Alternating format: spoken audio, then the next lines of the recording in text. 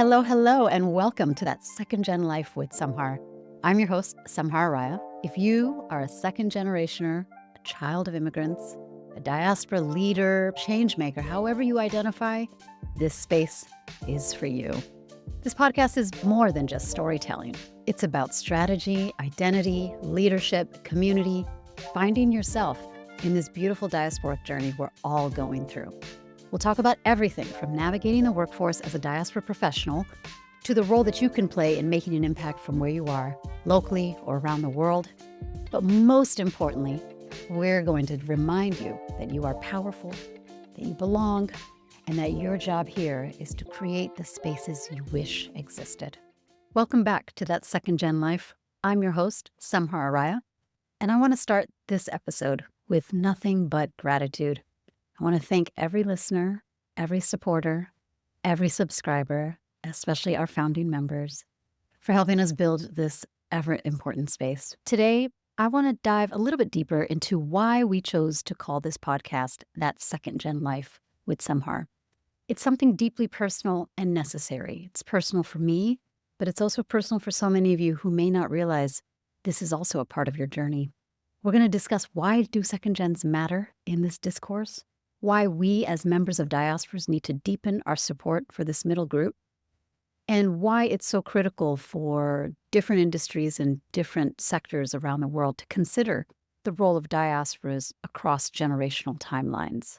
So whether you work in business and nonprofit, global development, humanitarian response, and tech and innovation and public policy, and maybe you're in retail and hospitality, whatever sector you're in, there's something to be said about pursuing a diaspora-centric strategy of engagement and looking deeper at the role of second gens.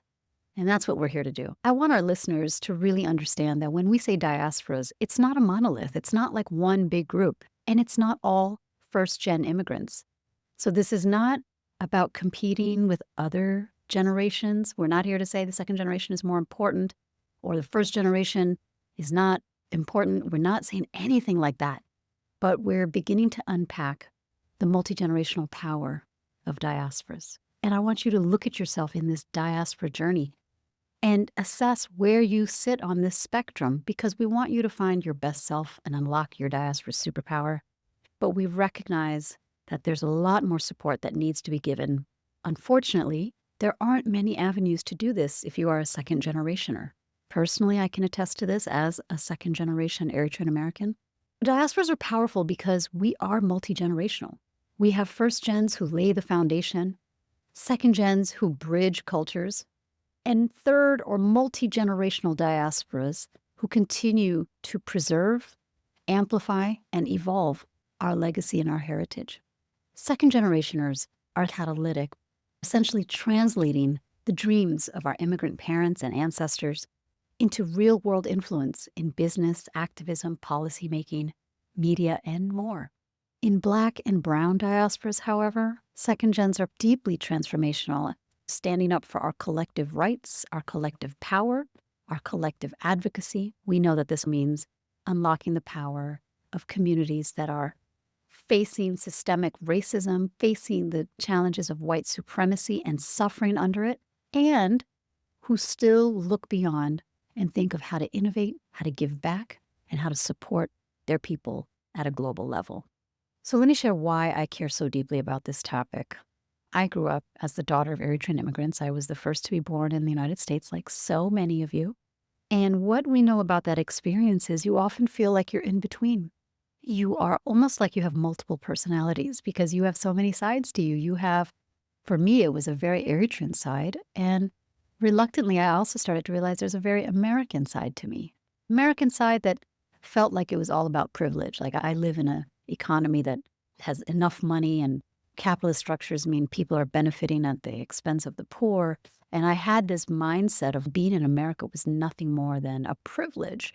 But then I realized that part of being American was also how my mind looked at what's possible and how my focus on my individual self helped me become a better contributor to society, because I was balancing out the American side that tends to tell you that the individual matters, with my Eritrean side, which is all about culture and community and doing things communally. And I think I still lean more towards the Eritrean side because community is everything to me. But I understand now that in reconciling my own hyphenated journey, I've had to embrace the parts of me that are about the individual. And not in a greedy way, but in a nourishment, self-sustaining way. I need to have my education, my housing, my career, my vision, my diaspora vision, as I talk about so often.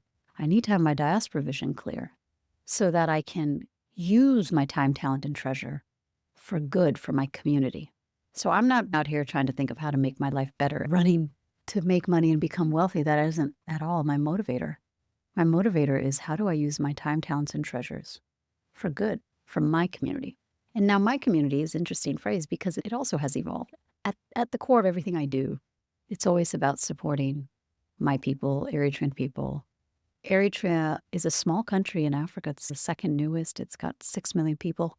So the country is quite small, but our diasporas are very large. I had to really think of who is my community. And I knew that while my heart is with Eritrea and our brothers and sisters back home, I had to really acknowledge that my community is also those of us in the diaspora. And let me just say this.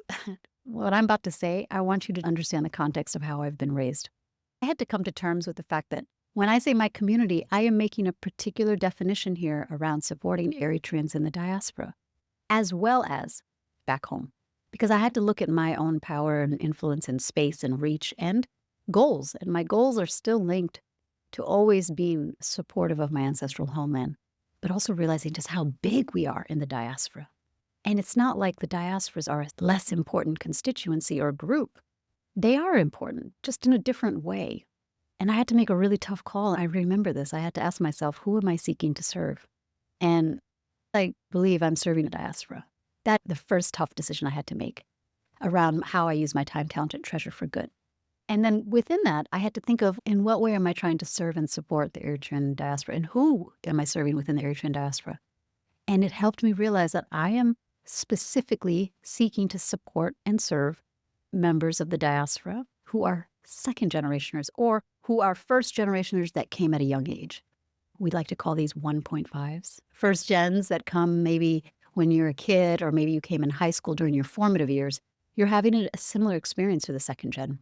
But I realized a long time ago that my desire was really to support other Eritrean diasporas like me, like my brother, my extended family and friends who are all straddling between two worlds and who deeply love being Eritrean.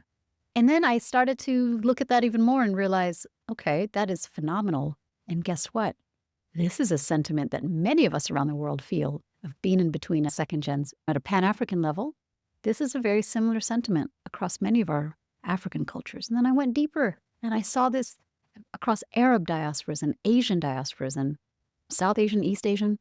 There are some nuances, right, between our cultures. But generally speaking, being a member of a second generation puts you in a place that is particularly unique, but also quite, it's not burdensome, but it is a responsibility to yourself and to your community.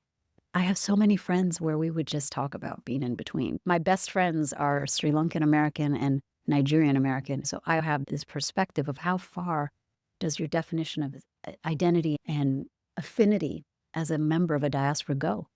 How far are second gens willing to go? And some of us have been really supported and encouraged to explore our full diasporic selves, even down to our ancestral struggle for rights and recognition.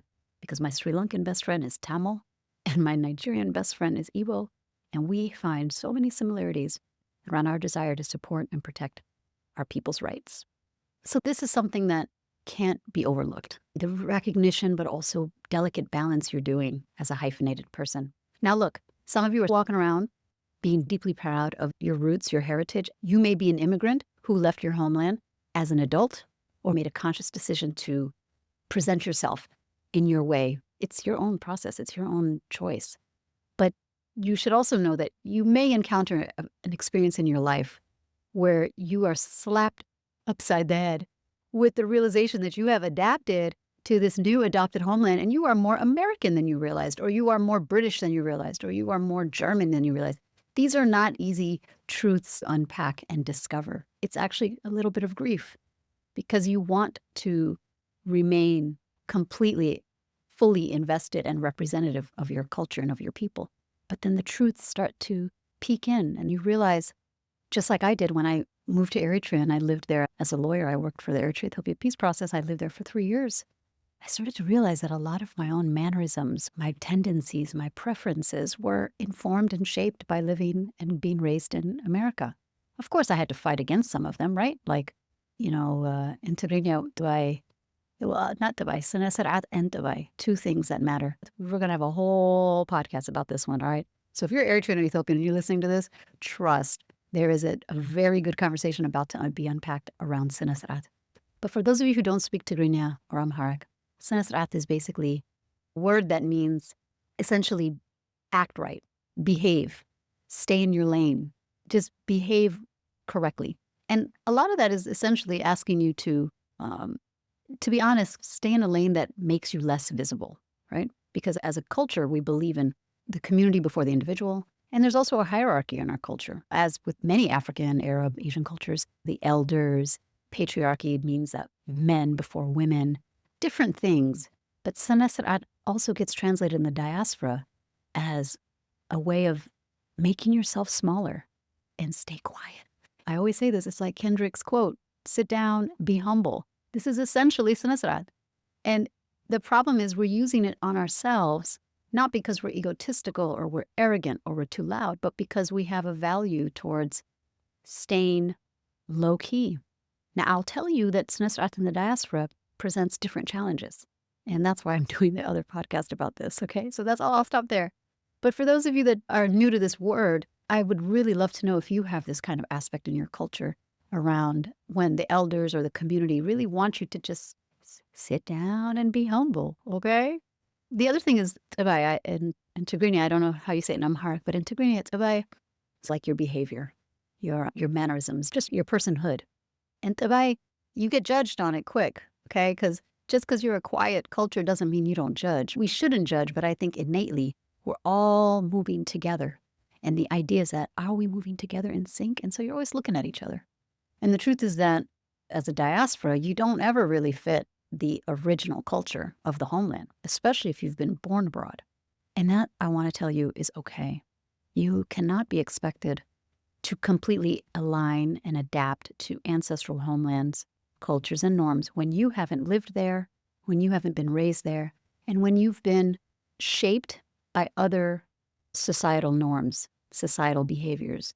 Your job as a diaspora is not to fit wholly in one or wholly in the other. Your primary job as a diaspora is to embrace all these sides of you and see it as a value and as an asset. So your hyphenated self and the parts of you that feel like you're not African enough, you're not American enough, or you feel you're just not enough because you don't have the 100% alignment and ability of either culture, it's okay, because that's how new cultures are formed. Every group of people go through their own evolution, and what remains is what's preserved, what's amplified, and what evolves. All right? So let's think about what our next steps are. What do we do with this knowledge? How do we make sure that second gens are fully supported and not left out, right? Because we are truly in the middle. They always say that the middle is always the silent majority. And when you look at generational waves of migration, you have your first gens, which can be quite large.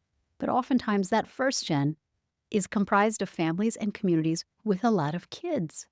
And those kids are inevitably going to become adults in about 10, 15 years, which is not that long from now, to be honest. And they're going to have their own generational questions around identity and belonging and impact. I hope this podcast is available for you in 10 years because I want you, these little kids right now, I want you to know that your sons and daughters are going to need this kind of conversation. And I'm helping you have this conversation so that we can be a powerful collective force for good. Some ways that I think you should seek support as a second gen, or you can give support to a second gen, is mostly in 3 paths that I really value. First and foremost, we talk about mentorship, but I really want to define mentorship in a very particular way. There's mentorship in the form of being a role model, of knowing that you are setting a standard and making yourself visible for imagination, for visioning of second gens. You have to showcase your story as a story of possibility, of validation. I'm not asking you to go give a speech of, I made it and this is how I made it. I'm asking you to look at your role in your life as a potential role modeling you're doing, whether you realize it or not. The choices you make in your own life are a role model for second gens and for multi-gens. So think about your choices carefully and think about what you're putting out publicly. Think about how you're sharing your time on this earth and what will be perpetual, especially with social media and the internet. What you put up there is there forever. Even when you delete it, it'll be found. So mentorship is more than just taking a one-on-one mentorship relationship. It starts with role modeling. It also can develop into a one-on-one relationship where mentoring is an activity and it's a two-way relationship. If you are second gen and you want a mentor, you're going to need to do some work as well because that mentor needs your help. They're there to help you, but you got to help them help you. Help me help you. That's the thing about mentorship that I think we miss out a lot on. And then thirdly, I think intergenerational learning is really important. And for second gens, we have so many questions that we want to ask our parents, our community, our elders. Most immigrant groups are so busy adjusting to a new homeland that they can't also capture their stories and share them. And I think that second gens play a vital role in that intergenerational learning of creating a space to learn and listen and capturing it. So I'm really big on second gens being able to capture lessons from our forefathers, amplifying their stories, their voices, preserving history. We see this a lot with multi-gens, especially in the African diaspora. The efforts of the African-American community to honor and preserve the story of the transatlantic slave trade and the survivors and the strength and resilience. There are initiatives in the United States which we are deeply fearing will be erased and hidden from history around the narratives of the enslaved. The WPA recordings are a fascinating example of films, photos, and recorded interviews with the formerly enslaved and their descendants and memories of that time. This is a great example of intergenerational learning. Another example is where digital platforms are used to capture and collect our stories. We like to call it at the Diaspora Academy. This is part of our work. Our pillar is around digital diasporas and looking at how diasporas are using digital platforms to preserve heritage, amplify voice, and preserve culture. So that's like a major aspect of what second gens are a driving force in, is in building out intergenerational learning. Now, I know some of you are probably first gens or saying, hey, we always try to teach the kids, but they don't want to listen. We teach the second gens and they don't want to listen because you're not speaking their language and you're not speaking to their pain points. I grew up going to language school. I grew up going to Tigrinya school every Saturday. And it was not by choice, but like you just go. And it was wonderful because I could see my friends every Saturday at the school, all of us from different parts of the Twin Cities and meeting every Saturday from 9 a.m. to 3. But it wasn't like I asked for it. I'm grateful for it, and it's the only reason I'm still very fluent in Tigrinya, except I'm fluent in my ears. I am not fluent in my mouth. I'm proficient. But that is an example of intergenerational learning where the elders were giving us our history and language and pouring into us, right? And so now the question is, how do second gens pour back into first gens and around the community? These are really the reasons why we've decided to dedicate this podcast to focusing on that second gen life. Let us know what you think. Send us your thoughts. How has being a second gen shaped your path? What support do you think second gens need more of? DM me, comment, tag me on socials. I love hearing your insights. If you want to go deeper into these topics, go to samhar.substack.com, make yourself a founding member. We'll have two things, a deep dive session on all the ways that second generationers can be drivers of impact, an Ask Me Anything sort of session where you can just plug in your questions anytime. And also, if you want to take this further at the Diaspora Academy, we're available for you. We have coaching, we have courses, any one-on-one options you need, you let us know. But we need more second gens stepping into leadership. I want to help you make that happen. So in the next episode, one of our first subscription-only episodes, we're going to start having very specific topics that relate to the second gen experience. And we want to make sure that you're able to engage and give us your thoughts. So thank you all for your time. Make sure you subscribe to this podcast wherever you are. Share this with a friend, and I'll see you next time on That Second Gen Life with Samhar. Bye, everyone.